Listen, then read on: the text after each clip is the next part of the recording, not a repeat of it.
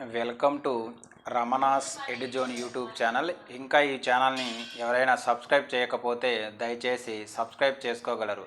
So ఈ వీడియోలో మనము ఈవో గ్రేడ్ 3 సంబంధించి పేపర్ 2లో భాగంగా పురాణాలకు సంబంధించినటువంటి కొన్ని ముఖ్యమైన ప్రశ్నల గురించి మనం చర్చించుకుందాం. అందులో భాగంగా ఇక్కడ మనం గమనించినట్లయితే మొట్టమొదటి ప్రశ్న, ఏ క్షేత్రంలో శ్రీకృష్ణ బలరామ అదేవిధంగా సుభద్రలకు అభిషేకం చేయించాలి? ఇక్కడ ఏ క్షేత్రంలో శ్రీకృష్ణ బలరామ అదేవిధంగా సుభద్రలకి అభిషేకం చేయించాలి అంటే పురుషోత్తమ క్షేత్రంలో గుర్తుపెట్టుకోవాల్సిన అవసరం ఇక్కడ అంతైనా ఉంది. అంటే పురుషోత్త క్షేత్రంలో శ్రీకృష్ణుడికి బలరాముడికి అదేవిధంగా తన చెల్లెలైనటువంటి వీరి యొక్క చెల్లెలైనటువంటి సుభద్రకు అభిషేకం చేయించాలంటే పురుషోత్త క్షేత్రము అని గుర్తుపెట్టుకోవాల్సిన పురుషోత్తమ క్షేత్రంలో చేయించాలని గుర్తుపెట్టుకోవాల్సినటువంటి అవసరం ఇక్కడ అంతైనా ఉన్నది. నెక్స్ట్ ప్రశ్నగా మనం గమనించినట్లయితే ప్రయోచ అనే అప్సరస ప్రయోచ అనే అప్సరస చెమట బిందువుల ద్వారా జన్మనించింది ఎవరు? చాలా ఇంపార్టెంట్ అండి ఇక్కడ. ప్రయోచ అనే అప్సరస చెమట బిందువుల ద్వారా జన్మించింది ఎవరంటే మారీష్ అని గుర్తుపెట్టుకోవాల్సినటువంటి అవసరం ఇక్కడ అంతైనా ఉంది. అంటే మారీషుడు ప్రయోచ అనే అప్సరస అయినటువంటి చెమట బిందువు ద్వారా మనకు పుట్టినట్లుగా మనం గుర్తుపెట్టుకోవాల్సినటువంటి అవసరం ఇక్కడ అంతైనా ఉంది. అంటే ఎవరు? ప్రయోచ అనే అప్సరసకు సంబంధించినటువంటి చెమట బిందువు ద్వారా పుట్టినటువంటి వ్యక్తి మనకు మారీష్ అని గుర్తుపెట్టుకోవాల్సినటువంటి అవసరం ఇక్కడ అంతైనా ఉన్నది. నెక్స్ట్ ప్రశ్న కానీ గమనించినట్లయితే దేవతలను ముప్పు తిప్పలు పెడుతున్న అంధకాసురుడు అనే రాక్షసిని సంహరించింది ఎవరు? చాలా ఇంపార్టెంట్. ఇక్కడ దేవతలను ఇబ్బంది పెడుతున్నటువంటి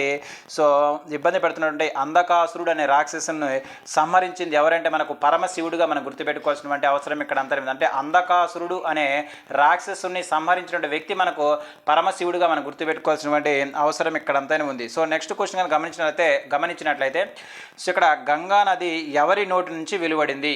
చాలా ఇంపార్టెంట్. ఇక్కడ గంగా నది ఎవరి నోటి నుంచి వెలువడిందంటే జహనవు నోటి నుంచి పుట్టినట్లుగా మనం గుర్తుపెట్టుకోవాల్సినటువంటి అవసరం ఇక్కడ అంతైనా ఉంది. నెక్స్ట్ క్వశ్చన్ కానీ గమనించినట్లయితే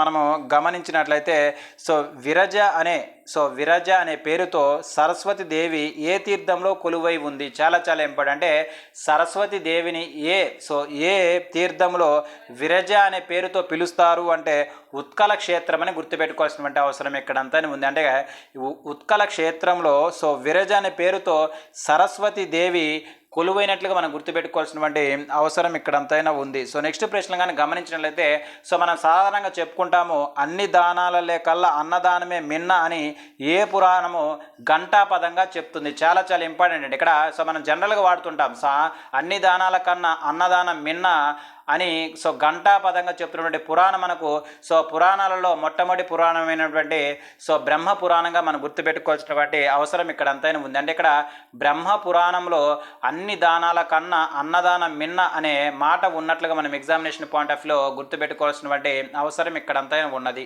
నెక్స్ట్ క్వశ్చన్ కానీ మనం గమనించినట్లయితే మనం ఇక్కడ గమనించినట్లయితే నెక్స్ట్ క్వశ్చన్ కానీ ఇక్కడ మనకు గమనించినట్లయితే శ్రీరాముడు అశ్వమేధ యాగాన్ని ప్రారంభించేటప్పుడు అశ్వం యొక్క రక్షకునిగా ఎవరు పంపాడు? ఇక్కడ మనం చాలా ఇంపార్టెంట్. ఇక్కడ శ్రీరాముడు అశ్వమేధ యాగాన్ని చేసినప్పుడు అశ్వమునకు రక్షకుడిగా ఎవరిని పంపించాడంటే తన సోదరుడైనటువంటి శత్రుఘ్ని పంపినట్లుగా మనం గుర్తుపెట్టుకోవాల్సినటువంటి అవసరం ఇక్కడ అంతైనా ఉంది. అంటే శ్రీరాముడు అశ్వమేధ యాగం చేసే సందర్భంలో అశ్వం యొక్క రక్షకుడుగా ఎవరిని ఉంచాడు అంటే అతని సోదరుడైనటువంటి శత్రుఘ్నుడు ఉంచినట్లుగా మనం గుర్తుపెట్టుకోవాల్సిన అవసరం ఇక్కడ అంతైనా ఉంది. ఇక్కడ శత్రుఘ్నుడు అనగానే ఇతని భార్య శృతకీర్తి పేరు మనకు గుర్తు రావాలి. ఈ శృతకీర్తి ఎవరి యొక్క కుమార్తె అంటే జనక మహారాజు యొక్క సోదరుడైనటువంటి కుజధ్వజుని యొక్క కుమార్తెగా మనం గుర్తుపెట్టుకోవాల్సినటువంటి అవసరం ఇక్కడ అంతైనా ఉన్నది. నెక్స్ట్ క్వశ్చన్ కానీ మనం గమనించినట్లయితే మార్కండేయ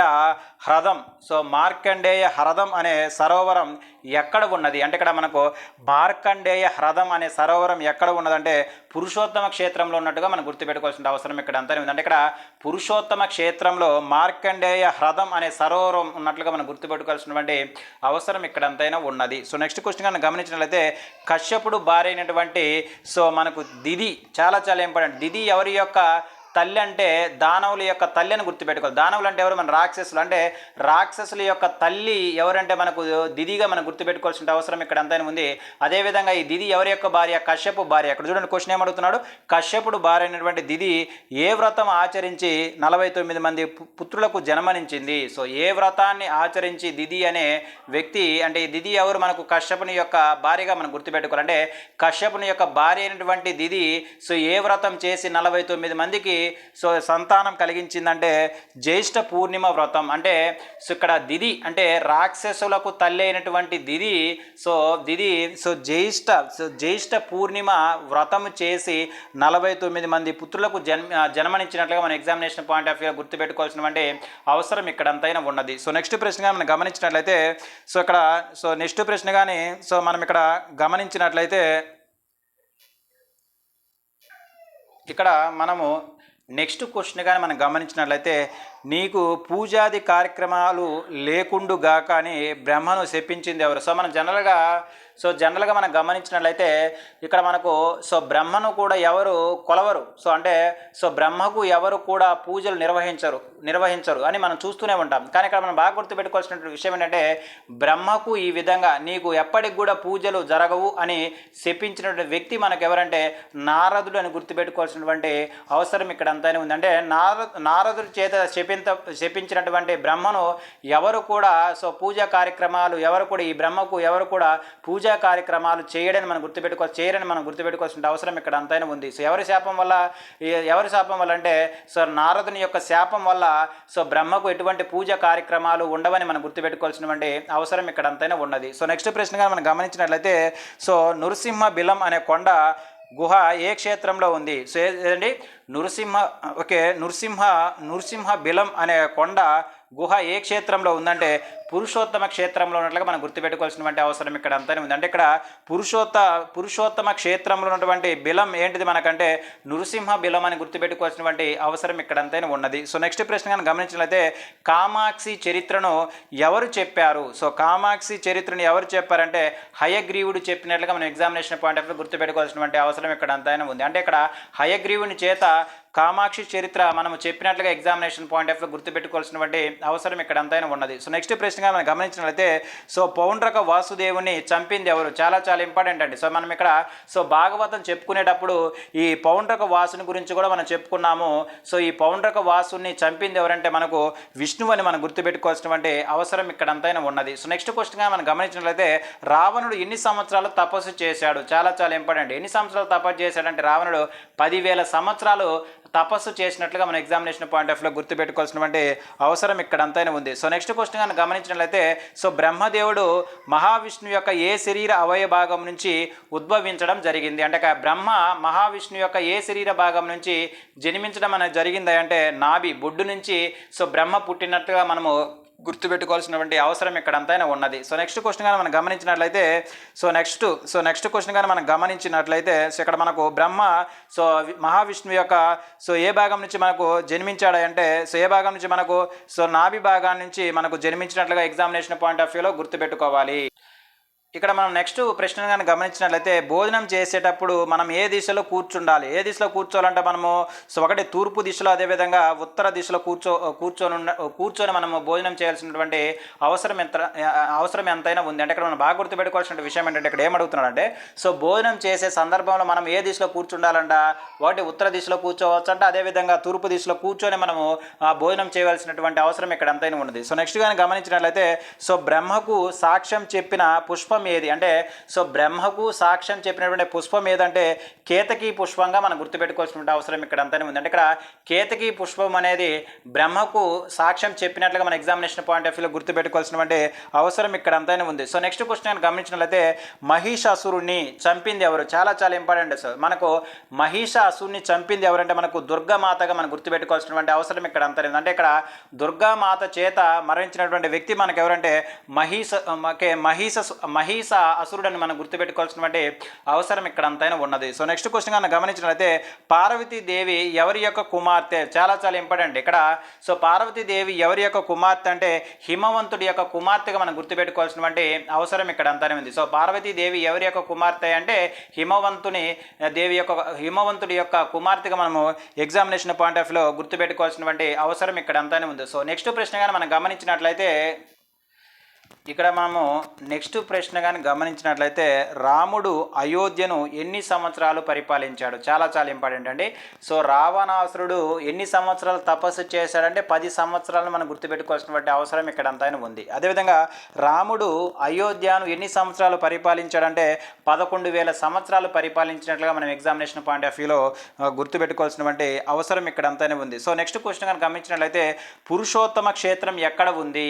సో పురుషోత్తమ క్షేత్రం ఎక్కడ ఉందంటే ఒడిస్సాలోని పూరిలో ఉన్నట్లుగా మనం గుర్తుపెట్టుకోవాల్సినటువంటి అవసరం ఇక్కడ అంతైనా ఉంది. సో నెక్స్ట్ వచ్చేసరికి ముసలం ఎవరి గర్భంలో నుంచి బయటపడింది? సో ముసలం ఎవరి గర్భంలో నుంచి బయటపడిందంటే సాంబుడు అనే గర్భం నుంచి బయటపడినట్లుగా మనం గుర్తుపెట్టుకోవాల్సినటువంటి అవసరం ఇక్కడ అంతైనా ఉంది. సో ముసలము ఎవరి గర్భం నుంచి బయటపడిందంట? సాంబుడు యొక్క గర్భం నుంచి బయటపడినట్లుగా మన ఎగ్జామినేషన్ పాయింట్ ఆఫ్ వ్యూలో గుర్తుపెట్టుకోవాల్సినటువంటి అవసరం ఇక్కడ అంతైనా ఉన్నది. సో నెక్స్ట్ ప్రశ్నగా మనం గమనించినట్లయితే గరుడు ఎవరి కుమారుడు? సో ఇక్కడ మనకు గరుడు ఎవరి యొక్క కుమారుడు అంటే వినత. సో వినత యొక్క కుమారుడే మనకు గరుడుగా మనం గుర్తుపెట్టుకోవాల్సినటువంటి అవసరం ఇక్కడ అంతైనా ఉన్నది. సో నెక్స్ట్ ప్రశ్న గమనించినట్లయితే పద్మ పురాణంలోనే మొత్తం శ్లోకాలు ఎన్ని ఉన్నాయి? సో పద్మ పురాణంలో ఉన్నటువంటి శ్లోకాల సంఖ్య మనకి ఎంత? 55,000 శ్లోకాలను మనం గుర్తుపెట్టుకోవాల్సినటువంటి అవసరం ఇక్కడ అంతైనా ఉంది. సో నెక్స్ట్ ప్రశ్నగా మనం గమనించినట్లయితే నెక్స్ట్ పద్మ పురాణంలో ఉన్నటువంటి మొత్తం శ్లోకాల సంఖ్య ఎంత అండి? 55,000 శ్లోకాలు ఉన్నట్లుగా మనం ఎగ్జామినేషన్ పాయింట్ ఆఫ్ గుర్తుపెట్టుకోవాలి. అదేవిధంగా ఈ పురాణాల కల్లా అతిపెద్ద పురాణం స్కంద పురాణంలో ఉన్నటువంటి శ్లోకాల సంఖ్య అంతా మనకు 81,000 అని మనం గుర్తుపెట్టుకోవాల్సినటువంటి అవసరం ఇక్కడ అంతైనా ఉన్నది. సో నెక్స్ట్ ప్రశ్నగా మనం గమనించినట్లయితే ద్వాదశ చతుర్లింగాలలో శ్రీశైలంలో కొలువై ఉన్న పరమశివుని ఏ పేరుతో పిలుస్తారు? చాలా చాలా ఇంపార్టెంట్. ఇక్కడ శ్రీశైలంలో వెలిసినటువంటి శివుని ఏ పేరుతో మనం పిలుస్తారంటే మల్లికార్జునుడు. చాలా చాలా ఇంపార్టెంట్ అంటే ఇక్కడ జ్యోతిర్లింగాలు మొత్తం ఎన్ని ఉన్నాయి? 12 ఉన్నాయి. ఈ 12లో ఒకటైనటువంటి శ్రీశైలంలో వెలిసినటువంటి శివుని మనం ఏమని పిలుస్తామంటే మల్లికార్జున స్వామి అని పిలుస్తామని మన ఎగ్జామినేషన్ పాయింట్ ఆఫ్ వ్యూలో గుర్తుపెట్టుకోవాల్సినటువంటి అవసరం ఇక్కడ అంతైనా ఉన్నది. సో నెక్స్ట్ ప్రశ్నగా మనం గమనించినట్లయితే మహావిష్ణువు యొక్క నరసింహ అవతార రూపాన్ని చాలింపజేయడం కోసము నరసింహుడి శరీరాన్ని తలను వేరు చేసింది ఎవరు? చాలా చాలా ఇంపార్టెంట్. ఇక్కడ గమనించండి. ఇక్కడ క్వశ్చన్ ఏమడుగుతున్నాడంటే మహావిష్ణువు యొక్క నరసింహ అవతార రూపాన్ని చాలింపజేయడం కోసము నరసింహుడి శరీరాన్ని తలను వేరు చేసింది ఎవరంటే వీరభద్రుడని మనం గుర్తుపెట్టుకోవాల్సినటువంటి అవసరం ఇక్కడ అంతైనా ఉన్నది. సో నెక్స్ట్ క్వశ్చన్ గమనించినట్లయితే పరమశివుడు త్రిపురాసుడు అనే రాక్షసును సంహరించిన తర్వాత శివుని శాలనేత్రం నుంచి పుట్టిన క్రోధాన్ని సముద్రంలో పడడం వల్ల పుట్టిన బాలుడు ఎవరు? బాలుడు ఎవరు మనకు? జలంధరుడు అని మనం గుర్తుపెట్టుకోవాల్సినటువంటి అవసరం ఇక్కడ అంతనే ఉంది. దీని గురించి తెలియజేసినటువంటి పురాణం మనకు శివపురాణం అని గుర్తుపెట్టుకోవాల్సినటువంటి అవసరం ఇక్కడ అంతనే ఉంది. ఇక్కడ సార్ ఒక బిట్టు చూద్దాం, చూడండి, మళ్ళీ ఒకసారి గమనిద్దాం. పరమశివుడు త్రిపురాసురుడు అనే రాక్షసుని సంహరించిన తర్వాత శివుని శాలానేత్రం నుండి పుట్టిన క్రోధాగ్ని సముద్రంలో పడడం వల్ల పుట్టిన బాలుడు ఎవరంటే మనకు జలంధరుడని గుర్తుపెట్టుకోవాల్సినటువంటి అవసరం ఇక్కడ అంత ఉంది. దీని గురించి తెలియజేసినటువంటి పురాణమే మనకు శివపురాణం అని ఎగ్జామినేషన్ పాయింట్ ఆఫ్ లో గుర్తుపెట్టుకోవాల్సినటువంటి అవసరం ఇక్కడ అంతనే ఉంది. నెక్స్ట్ కానీ గమనించినట్లయితే నెక్స్ట్ క్వశ్చన్ గమనించినట్లయితే తారకాసురుడు అనే రాక్షసుని సంహరించింది ఎవరు? తారకాసురుడు అనే రాక్షసుని సంహరించింది ఎవరంటే కుమారస్వామిగా మనం గుర్తుపెట్టుకోవాల్సినటువంటి అవసరం ఇక్కడ అంతనే ఉంది. ఈ కుమారస్వామికి మరొక పేరు ఉందండి. ఆ పేరు మన కార్తికేయుడు. ఈ కుమారస్వామి ఎవరి యొక్క పుత్రుడు అంటే పరమశివుడు, అదేవిధంగా పార్వతి, అంటే శివుడికి పార్వతికి పుట్టినటువంటి సంతానం మనకు సుబ్రహ్మణ్యం స్వామి. ఇతనే కుమారస్వామి అంటామని గుర్తుపెట్టుకోవాల్సినటువంటి అవసరం ఇక్కడ అంత ఉంది. ఇతనికి ఉన్నటువంటి మరొక పేరు ఏంటంటే మనకు కార్తికేయుడని ఎగ్జామినేషన్ పాయింట్ ఆఫ్ లో మనం గుర్తుపెట్టుకోవాల్సినటువంటి అవసరం ఇక్కడ అంత ఉంది. ఇతను ఎవరి యొక్క కుమారుడు? శివపార్వతికి సంబంధించినటువంటి కుమారుడుగా మనం గుర్తుపెట్టుకోవాల్సినటువంటి అవసరం ఇక్కడ అంతైనా ఉంది. నెక్స్ట్ క్వశ్చన్ మనం గమనించినట్లయితే అష్టాదశ పురాణాల్లో రెండో పురాణం పేరు ఏమిటి? చాలా చాలా ఇంపార్టెంట్. అష్టాదశ పురాణాల్లో మొదటి పురాణం ఏంటిది మనకు? సో బ్రహ్మ పురాణం అని గుర్తుపెట్టుకోవాలి. నెక్స్ట్ చిట్ట చివరి పురాణమైనటువంటి పురాణం ఏంటిది మనకు? సో బ్రహ్మాండ పురాణంగా గుర్తుపెట్టుకోవాలి. అదేవిధంగా ఇక్కడ అడుగుతున్నటువంటి ప్రశ్న ఏంటంటే ఈ అష్టాదశ పురాణాలలో రెండో పురాణం ఏంటిది మనకు? పద్మ పురాణంగా మనం గుర్తుపెట్టుకోవాల్సినటువంటి అవసరం ఇక్కడ అంతైనా ఉన్నది. నెక్స్ట్ వచ్చేసరికి సగరుని కుమారులను శపించింది ఎవరు? సో ఇక్కడ క్వశ్చన్ ఏం అడుగుతున్నాడంటే సగరుని కుమారులను శపించింది ఎవరంటే కపిలుడు అని గుర్తుపెట్టుకోవాలి. అంటే కపిలుడి చేత సో సగరుని కుమారులు శపించినట్లుగా మన ఎగ్జామినేషన్ పాయింట్ ఆఫ్ లో గుర్తుపెట్టుకోవాల్సినటువంటి అవసరం ఇక్కడ అంతైనా ఉంది. సో నెక్స్ట్ క్వశ్చన్ కానీ గమనించినట్లయితే గరుత్మంతుని భార్య పేరు ఏమిటి? చాలా చాలా ఇంపార్టెంట్ ఇక్కడ. సో గరుత్మంతుడు ఎవరు మనకు? మహావిష్ణువు యొక్క వాహనుడిగా మనం గుర్తుపెట్టుకోవాల్సినటువంటి అవసరం ఇక్కడ అంతైనా ఉంది. ఈ గరుత్మంతుని యొక్క భార్య పేరు మనకు సురణ అని గుర్తుపెట్టుకోవాల్సినటువంటి అవసరం ఇక్కడ అంతా ఉంది. ఎవరండి? సురణ అనే వ్యక్తి ఎవరి యొక్క భార్య అంటే గరుత్మంతుని యొక్క భార్యగా మనం గుర్తుపెట్టుకోవాలి. గరుత్మంతుడు ఎవరంటే మహావిష్ణువు యొక్క వాహనుడిగా మనం గుర్తుపెట్టుకోవాల్సినటువంటి అవసరం ఇక్కడ అంతా ఉంది. ఎవరండి? సురణ అని గుర్తుపెట్టుకోవాల్సినటువంటి అవసరం ఇక్కడ అంతా ఉంది. నెక్స్ట్ దుర్వాసుని యొక్క తండ్రి పేరు ఏమిటి? చాలా చాలా ఇంపార్టెంట్. సో దుర్వాసుని యొక్క తండ్రి పేరు ఏమిటి మనకు? అత్రి మహర్షి. చాలా చాలా ఇంపార్టెంట్. అత్రి మహర్షి యొక్క కుమారుడు మనకు కుమారుడు మనకు ఎవరు? దుర్వాసుడు అని గుర్తుపెట్టుకోవాల్సినటువంటి అవసరం ఇక్కడ అంతైనా ఉన్నది. సో నెక్స్ట్ ప్రశ్న కనుక గమనించినట్లయితే కార్తవీర్యాని యొక్క రాజధాని ఏంటిది? చాలా చాలా ఇంపార్టెంట్. మహిష్మతి. సో మహిష్మపురం అని మనం గుర్తుపెట్టుకోవాల్సిన అవసరం ఇక్కడ అంతే. అంటే ఇక్కడ మహిష్మతిపురము ఎవరి యొక్క రాజధాని అంటే కార్తవీర్యార్జుని యొక్క రాజధానిగా మనం గుర్తుపెట్టుకోవాల్సినటువంటి అవసరం ఇక్కడ అంతానే ఉంది. ఈ కార్తవీర్యార్జుని ఎవరి చేతిలో మరణించాడు? ఇతను పరశురాముని చేతిలో మరణించినట్లు గుర్తుపెట్టుకోవాల్సిన అవసరం ఇక్కడ అంతా ఉంది. ఈ కార్తవీర్యార్జుని చేత పరశురాముడి తండ్రి అయినటువంటి జమదగ్ని ఈ కార్తవీర్యార్జునుడు పరశురాముడి యొక్క తండ్రి అయినటువంటి జమదగ్ని చంపినట్లుగా మనం గుర్తుపెట్టుకోవాల్సినటువంటి అవసరం ఇక్కడ అంతానే ఉంది. ఈ జమదగ్నికి అదేవిధంగా అతని భార్య అయినటువంటి రేణుకాకు పుట్టిన సంతానమే మనకు పరశురాముడిగా మనం గుర్తుపెట్టుకోవాల్సినటువంటి అవసరం ఇక్కడ అంతైనా ఉన్నది. సో నెక్స్ట్ క్వశ్చన్ కనుక గమనించినట్లయితే పరమశివుని యొక్క ప్రథమ గణాలకు అధిపతి ఎవరు? పరమశివుని యొక్క ప్రథమ గణాలకు అధిపతి ఎవరంటే నందీశ్వరుడు అని గుర్తుపెట్టుకోవాల్సినటువంటి అవసరం ఇక్కడ అంతానే ఉంది. పరమశివుడి యొక్క వాహనమే మనకు నంది అని ఎగ్జామినేషన్ పాయింట్ ఆఫ్ లో కూడా మనం అందరం కూడా గుర్తుపెట్టుకోవాల్సినటువంటి అవసరం ఇక్కడ అంతైనా ఉన్నది. సో నెక్స్ట్ ప్రశ్నగా మనం గమనించినట్లయితే ఇంద్రాద్యుముడు ఎన్ని సంవత్సరాలు పరిపాలించాడు? ఇంద్రాద్యుముడు ఎన్ని సంవత్సరాలు పరిపాలించాడంటే 19,900 సంవత్సరాలు పరిపాలించినట్లుగా మనం గుర్తుపెట్టుకోవాల్సినటువంటి అవసరం ఇక్కడ అంతైనా ఉంది. ఎవరండి? ఇంద్రాద్యుముడు ఎన్ని సంవత్సరాలు పరిపాలించాడంటే 19,900 సంవత్సరాలు పరిపాలించినట్లుగా మనం ఎగ్జామినేషన్ పాయింట్ ఆఫ్ లో గుర్తుపెట్టుకోవాలి. సో నెక్స్ట్ ప్రశ్న గమనించినట్లయితే మహావిష్ణువు యొక్క హృదయంతో పోల్చబడినటువంటి పురాణం ఏమిటి? అంటే మహావిష్ణువు యొక్క హృదయంతో పోల్చబడిన పురాణం మనకు అష్టాదశ పురాణాలలో రెండవ పురాణమైనటువంటి పద్మ పురాణంగా మనం గుర్తుపెట్టుకోవాల్సినటువంటి అవసరం ఇక్కడ అంతైనా ఉన్నది. సో నెక్స్ట్ క్వశ్చన్ కనుక గమనించినట్లయితే రాక్షసులు ఎవరి యొక్క సంతానం? చాలా చాలా ఇంపార్టెంట్. రాక్షసులు ఎవరి యొక్క సంతానం అంటే మనకు దితి యొక్క సంతానంగా మనం గుర్తుపెట్టుకోవాల్సినటువంటి అవసరం ఇక్కడ అంతైనా ఉంది. అంటే రాక్షసులకు అదేవిధంగా దేవతలకు తండ్రి ఒక్కలే. ఆయన ఎవరు? కశ్యప మహర్షి. ఈ కశ్యప మహర్షికి అదేవిధంగా అదితికి జన్మించినటువంటి సంతానం మనకు దేవతలుగా మనం గుర్తుపెట్టుకోవాలి. అదేవిధంగా ఈ కశ్యప మహర్షికి అదేవిధంగా దితికి జన్మించినటువంటి సంతానం మనకు రాక్షసులను గుర్తుపెట్టుకోవాల్సినటువంటి అవసరం ఇక్కడ అంతైనా ఉంది. నెక్స్ట్ క్వశ్చన్ కనుక గమనించినట్లయితే అవంతి నగరం సరిహద్దులో ఉన్నటువంటి నది పేరు ఏమిటి? చాలా చాలా ఇంపార్టెంట్. అవంతి నగరంలో ఉన్నటువంటి అవంతి నగరం సరిహద్దులో ఉన్నటువంటి నది పేరు ఏమిటంటే మనకు సిప్రా. అంటే సిప్రా అనే నది తీరాన మనకు అవంతి నగరం ఉన్నట్లుగా మనం ఎగ్జామినేషన్ పాయింట్ ఆఫ్ వ్యూలో గుర్తుపెట్టుకోవాల్సినటువంటి అవసరం ఇక్కడ అంతైనా ఉన్నది. సో నెక్స్ట్ క్వశ్చన్ కానీ మనం గమనించినట్లయితే ఇక్కడ మనము నెక్స్ట్ క్వశ్చన్ కానీ మనం గమనించినట్లయితే కాశీ క్షేత్రాన్ని క్షపించింది ఎవరు? ఇక్కడ మనకు కాశీ క్షేత్రాన్ని శపించింది ఎవరంటే మనకు వ్యాసుడు మనం గుర్తుపెట్టుకోవాల్సినటువంటి అవసరం ఇక్కడ అంతనే ఉంది. అంటే ఇక్కడ కాశీ క్షేత్రం ఎవరి చేత శపించబడిందయా? వ్యాసుని చేత శపించబడినట్లుగా మనం ఎగ్జామినేషన్ పాయింట్ ఆఫ్ లో గుర్తుపెట్టుకోవాల్సినటువంటి అవసరం ఇక్కడ అంతనే ఉంది. సో నెక్స్ట్ ప్రశ్న గమనించినట్లయితే యమధర్మరాజుని తన మాటలతో మెప్పించి చనిపోయిన భర్తను పొందిన మహాయాని ఎవరు? చాలా చాలా ఇంపార్టెంట్. మనకు సతీ సావిత్రి గురించి మనము కథను చదివే ఉంటాం. సో ఇక్కడ ఈ కథకు సంబంధించిందే ఈ క్వశ్చన్ మనం గుర్తుపెట్టుకోవాల్సినటువంటి అవసరం ఇక్కడ అంతానే ఉంది. అంటే యమధర్మరాజుని తన మాటలతో మెప్పించి చనిపోయిన భర్తను పొందిన మహాని ఎవరంటే మనకు సతీ సావిత్రిగా మనం ఎగ్జామినేషన్ పాయింట్ ఆఫ్ వ్యూలో గుర్తుపెట్టుకోవాల్సినటువంటి అవసరం ఇక్కడ అంతానే ఉంది. సో నెక్స్ట్ ప్రశ్న కనుక గమనించినట్లయితే సౌభాగ్యం కోసము ఏ వృక్షాన్ని ఆరాధించాలంటే మనకు సౌభాగ్యాన్ని పొందడానికి ఏ వృక్షాన్ని మనం ఆరాధించాలంటే సంపెంగ వృక్షాన్ని కానీ మనము ఆరాధించినట్లయితే సౌభాగ్యమును పొందుతారని పూజిస్తారని ఎగ్జామినేషన్ పాయింట్ ఆఫ్ వ్యూలో మనం గుర్తుపెట్టుకోవాల్సినటువంటి అవసరం ఇక్కడ ఎంతైనా ఉన్నది. సో నెక్స్ట్ ప్రశ్నగా మనం గమనించినట్లయితే నెక్స్ట్ కానీ గమనించినట్లయితే ఈ క్రింద తెలపబడిన ఏ రాక్షసి యొక్క చెనుబాలు తాగి శ్రీకృష్ణుడు ఆమె ప్రాణాలను తీశాడు. చాలా చాలా ఇంపార్టెంట్. ఇక్కడ మనకు శ్రీకృష్ణుని వధించడానికి తన మేనమామైనటువంటి కంసుడు అనేక రాక్షసులను పంపిస్తాడు. అందులో భాగంగా మొట్టమొదటి ఒక రాక్షసురాల్ని పంపుతాడు.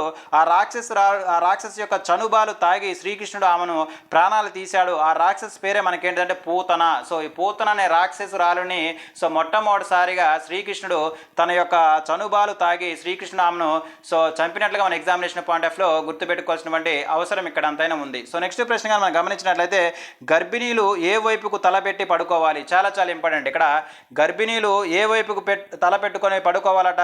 సో ఉత్తరం వైపు, అంటే ఉత్తరం వైపు గర్భిణీలు తల పెట్టుకొని పడుకోకూడదు. సారీ ఇక్కడ అడుగుతున్న క్వశ్చన్ ఏంటంటే గర్భిణీలు ఏ వైపున తలపెట్టి పడుకోకూడదు అంటే ఉత్తరం వైపు అని గుర్తుపెట్టుకోవాల్సినటువంటి అవసరం ఇక్కడ అంతనే ఉంది. అంటే ఇక్కడ గర్భిణీలు ఏ వైపున పడుకోకూడదు అంటే ఉత్తరం వైపు పడుకోకూడదని మన ఎగ్జామినేషన్ పాయింట్ ఆఫ్ లో గుర్తుపెట్టుకోవాల్సినటువంటి అవసరం ఇక్కడ అంతనే ఉంది. సో నెక్స్ట్ ప్రశ్న గమనించినట్లయితే కశ్యపుడు భార్య అయినటువంటి ద్వితి జ్యేష్ఠ పూర్ణిమ వ్రతాన్ని ఎంతకాలం ఆచరించింది? చాలా చాలా ఇంపార్టెంట్ అండి. మనం గతంలో చెప్పుకున్నాం. ఇక్కడ కశ్యపుడు భార్య అయినటువంటి ద్వితి జ్యేష్ఠ పూర్ణిమ వ్రతాన్ని ఎంతకాలం ఆచరించిందంటే 12 నెలలు ఆచరించి 49 మందికి సంతానం ఇచ్చినట్లు గుర్తుపెట్టుకోవాలి. సో వీరే మనకు దానవులు అని పిలువబడే రాక్షసులను గుర్తుపెట్టుకోవాల్సిన అవసరం ఇక్కడ అంతనే ఉంది. అంటే ఇక్కడ రాక్షసులకు తల్లి ఎవరు? మనకు దితి. సో ఈమె తను పుత్ర సంతానం కోసము ఏ వ్రతాన్ని చేసిందంటే జ్యేష్ఠ పూర్ణిమ వ్రతాన్ని 12 నెలలు చేసినట్లుగా మన ఎగ్జామినేషన్ పాయింట్ ఆఫ్ వ్యూలో గుర్తుపెట్టుకోవాల్సినటువంటి అవసరం ఎక్కడంతైనా ఉంది. సో నెక్స్ట్ కానీ గమనించినట్లయితే శ్రావణ పంచమి నాడు ఏ తీర్థంలో స్నానం చేయాలి? అంటే శ్రావణ పంచమి నాడు ఏ తీర్థంలో స్నానం చేయాలంటే నాగతీర్థంలో స్నానం చేయాలని మనం గుర్తుపెట్టుకోవాల్సినటువంటి అవసరం ఇక్కడంతనే. అంటే నాగతీర్థంలో ఎప్పుడు మనం స్నానం చేయాలంట? శ్రావణ పంచమి నాడు మనము స్నానం చేయాలని గుర్తుపెట్టుకోవాల్సినటువంటి అవసరం ఇక్కడ అంతనే ఉంది. నెక్స్ట్ వచ్చేసరికి ఆయుష్ను నిర్ధారించేది ఎవరు? అంటే ఆయుష్ను నిర్ధారించేది ఎవరంటే మనకు చిత్రగుప్తులను గుర్తుపెట్టుకోవాల్సినటువంటి అవసరం ఇక్కడ అంతనే ఉంది. ఇక్కడ ఆయుష్ను నిర్ధారించే వ్యక్తి ఎవరంటే మనకు చిత్రగుప్తులను గుర్తుపెట్టుకోవాల్సినటువంటి అవసరం ఇక్కడ ఎంతైనా ఉన్నది. సో నెక్స్ట్ కానీ గమనించినట్లయితే వైతరిణి ఎక్కడ ఉంది? వైతరిణి అనే నది ఎక్కడ ఉందంటే యమలోకంలో ఉందని మనం గుర్తుపెట్టుకోవాల్సినటువంటి అవసరం ఇక్కడ అంతైనా. ఇక్కడ యమలోకంలో ఉన్నటువంటి నది ఏంటిది? మనకు వైతరిణి నది అని మనం గుర్తుపెట్టుకోవాల్సినటువంటి అవసరం ఇక్కడ అంతా. నెక్స్ట్ త్రికరణలను గుర్తించండి. వేటిని మనము త్రికరణలు అంటామంటే వేటిది? మనసు, అదేవిధంగా బుద్ధి, అదేవిధంగా నెక్స్ట్ వచ్చేసరికి మాట, అంటే నెక్స్ట్ వచ్చేసరికి శరీరం. అంటే ఇక్కడ మనసు, బుద్ధి, శరీరంను మనం ఏమంటామంటే త్రికరణములు అంటామని గుర్తుపెట్టుకోవాల్సినటువంటి అవసరం ఇక్కడ అంతైనా ఉన్నది. సో నెక్స్ట్ కానీ గమనించినట్లయితే శివాలయంలో మరణించి పుణ్యం సంపాదించింది ఎవరు? చాలా చాలా ఇంపార్టెంట్. ఇక్కడ శివాలయంలో మరణించి పుణ్యంను సంపాదించింది ఎవరంటే మనకు గుణనిధి అని గుర్తుపెట్టుకోవాల్సినటువంటి అవసరం ఇక్కడ అంతైంది. ఇక్కడ గుణనిధి అనే వ్యక్తి శివాలయంలో మరణించి పుణ్యం సాధించినటువంటి వ్యక్తిగా మనం గుర్తుపెట్టుకోవాల్సినటువంటి అవసరం ఇక్కడ ఎంతైనా ఉంది. నెక్స్ట్ కానీ గమనించినట్లయితే నెక్స్ట్ ప్రశ్న కానీ గమనించినట్లయితే వసుదేవుణ్ణి దేవకి కంసుడు తీసుకొని వెళ్తుండగా ఆకాశవాణి అనే దేవకి గర్భాన పుట్టే ఎన్నో సంతానము నీ పాలిట మృత్యు అవుతుందని పలికింది. చాలా చలింప ఎన్నో సంతానం మనకు 8వ సంతానము. అంటే ఇక్కడ మనకు దేవకి అదేవిధంగా వసుకి పుట్టినటువంటి 8వ సంతానం మనకు శ్రీకృష్ణుడు కూడా మనం గుర్తుపెట్టుకోవాలి. ఈ 8వ సంతానం ద్వారా నీకు మరణం సంభవిస్తుందండి. నీకంటే ఎవరికి? కంసుడికి మరణం సంభవిస్తుందని ఆకాశవాణి చెప్పినట్లుగా మన ఎగ్జామినేషన్ పాయింట్ ఆఫ్ లో గుర్తుపెట్టుకోవాల్సినటువంటి అవసరం ఇక్కడ అంతైనా ఉంది. శ్రీకృష్ణుని యొక్క తల్లిదండ్రులు ఎవరు? మనకు వసుదేవుడు, అదేవిధంగా దేవికి అని గుర్తుపెట్టుకోవాలి. వీరి యొక్క వంశం మనకు యాదవ వంశాన్ని గుర్తుపెట్టుకోవాలి. వీరికి సంబంధించిన రాజధాని మనకు మధురని గుర్తుపెట్టుకోవాల్సినటువంటి అవసరం ఇక్కడ అంతైనా ఉంది. అదేవిధంగా శ్రీకృష్ణుని పెంచిన తల్లిదండ్రులు ఎవరంటే మనకు నందుడు, అదేవిధంగా యశోదగా మనం గుర్తుపెట్టుకోవాల్సినటువంటి అవసరం ఇక్కడ అంతైనా ఉన్నది. సో నెక్స్ట్ కానీ గమనించినట్లయితే ఆహార్యానికి చేతిలో త్రిశూలం ఉండి నల్లగా భయంకరంగా ఉండే దేవత ఎవరు? ఆహార్యానికి చేతిలో త్రిశూలం ఉండి నల్లగా భయంకరంగా ఉండే దేవత ఎవరంటే కాళికాదేవిగా మనం గుర్తుపెట్టుకోవాల్సినటువంటి అవసరం ఇక్కడ అంతైనా ఉంది. సో నెక్స్ట్ కానీ గమనించినట్లయితే ఐశ్వర్యం కోసం ఏ వృక్షాన్ని ఆరాధించాలి? మనకు ఐశ్వర్యం అంటే మనం ఇప్పుడే చెప్పుకున్నాము. సౌభాగ్యం కోసము ఏ వృక్షాన్ని మనము ఆరాధించాలంటే సంపెంగానే గుర్తుపెట్టుకోవాల్సిన అవసరం ఇక్కడ ఎంతైనా ఉంది. అదేవిధంగా ఐశ్వర్యం కోసం ఏ వృక్షాన్ని ఆరాధించాలంటే చందనం, అంటే చందనం అనే వృక్షాన్ని మనం ఆరాధించినట్లయితే మనకు ఐశ్వర్యం కలుగుతున్నట్లుగా మన ఎగ్జామినేషన్ పాయింట్ ఆఫ్ వ్యూలో గుర్తుపెట్టుకోవాల్సినటువంటి అవసరం ఇక్కడ ఎంతైనా ఉంది. సో నెక్స్ట్ కానీ మనం గమనించినట్లయితే, నెక్స్ట్ ప్రశ్న కానీ మనం గమనించినట్లయితే దక్షుని కుమార్తె ఎవరు? సో దక్షుని యొక్క కుమార్తె ఎవరు? మనకు సతీదేవిగా మనం గుర్తుపెట్టుకోవాల్సినటువంటి అవసరం ఇక్కడ ఎంతైనా ఉంది. ఈ సతీదేవి దక్షునికి ఇష్టం లేనప్పటికీ పరమశివుని వివాహం చేసుకున్నట్లు మన ఎగ్జామినేషన్ పాయింట్ ఆఫ్ వ్యూలో గుర్తుపెట్టుకోవాల్సిన అవసరం ఇక్కడ అంతా ఉంది. దక్షుడు తన అల్లుడైనటువంటి శివుణ్ణి పిలచకుండా చేసినటువంటి యజ్ఞమే మనకు, సో యాగం మనకు బృహస్పతి యాగంగా మనం గుర్తుపెట్టుకోవాల్సినటువంటి అవసరం ఇక్కడ అంతైనా ఉన్నది. సో నెక్స్ట్ ప్రశ్నగా మనం గమనించినట్లయితే హిమవంతుడు మేనకల పుత్రుని పేరేమిటి? అంటే హిమవంతుడు అదేవిధంగా మేనకల పుత్రుని పేరేమిటంటే మైనాకుడు అని గుర్తుపెట్టుకోవాల్సినటువంటి అవసరం ఇక్కడ అంతైనా ఉంది. సో మనం గతంలో చెప్పుకున్నాము. సో పార్వతీదేవి ఎవరి యొక్క కుమార్తె అంటే మనకు హిమవంతుడి యొక్క కుమార్తె మనకు పార్వతీదేవి అని చెప్పుకున్నాం. అదేవిధంగా ఈ హిమవంతుడికి అదేవిధంగా మేనకలకు, సో మేనకలకు పుట్టినటువంటి సంతానం పుత్రుడు ఎవరు అంటే మనకు సో మైనాకుడు. అంటే మైనాకుడు ఎవరి యొక్క కుమారుడు? మనకు మేనక అదేవిధంగా హిమవంతుని యొక్క కుమారుడుగా మనం గుర్తుపెట్టుకోవాల్సినటువంటి అవసరం ఇక్కడ అంతైనా ఉంది. సో నెక్స్ట్ ప్రశ్న కానీ గమనించినట్లయితే పరమేశ్వరానుగ్రహం కోసము ఏ వృక్షాన్ని మనము ఆరాధించాలి? ఇంకా మనం బాగా గుర్తుపెట్టుకోవాల్సిన విషయం ఏంటంటే సౌభాగ్యం పొందడానికంటే మనకు సంపెంగ వృక్షాన్ని ఆరాధించాలి. అదేవిధంగా ఐశ్వర్యం రావాలంటే మనము చందనం వృక్షాన్ని సో మనం ఆరాధించాలి. అదేవిధంగా పరమేశ్వర అనుగ్రహం కోసం మనం ఏ వృక్షాన్ని ఆరాధించాలంటే మారేడు. సో అంటే మారేడు వృక్షాన్ని కానీ మనం ఆరాధించినట్లయితే మనకు పరమేశ్వరుని యొక్క అనుగ్రహం కలుగుతుందని మనం ఎగ్జామినేషన్ పాయింట్ ఆఫ్ వ్యూలో గుర్తుపెట్టుకోవాల్సినటువంటి అవసరం ఇక్కడ అంతైనా ఉంది. నెక్స్ట్ కానీ గమనించినట్లయితే, నెక్స్ట్ ప్రశ్న కానీ గమనించినట్లయితే అష్టాదశ పురాణాల్లో సత్యనారాయణ స్వామి వ్రత కథ ఏ పురాణంలో ఉంది? అంటే ఇక్కడ మనం బాగా గుర్తుపెట్టుకోవాల్సిన విషయం ఏంటంటే అష్టాదశ పురాణాలలో సత్యనారాయణ స్వామి వ్రతం గురించి తెలుపుతున్నటువంటి పురాణం మనకు ఏంటంటే స్కంద పురాణం, అదేవిధంగా భవిష్య పురాణం అని గుర్తుపెట్టుకోవాలి. అంటే భవిష్య పురాణంలో సత్యనారాయణ స్వామి యొక్క వ్రతం గురించి మనకు ఉన్నట్లుగా, అంటే దాని యొక్క మహత్యం గురించి మనం ఉన్నట్లుగా ఎగ్జామినేషన్ పాయింట్ ఆఫ్ వ్యూలో గుర్తుపెట్టుకోవాల్సినటువంటి అవసరం ఇక్కడ అంతా. ఇవి మనకు సో పురాణాలకు సంబంధించి సో ఎగ్జామినేషన్ పాయింట్ ఆఫ్ వ్యూలో మనకు అడగడానికి అవకాశం ఉన్నటువంటి కొన్ని ముఖ్యమైనటువంటి ప్రశ్నలు. సో వచ్చే వీడియోలో పురాణాలకు సంబంధించి మరికొన్ని ప్రశ్నల గురించి మనము చర్చిద్దాం. Thank you.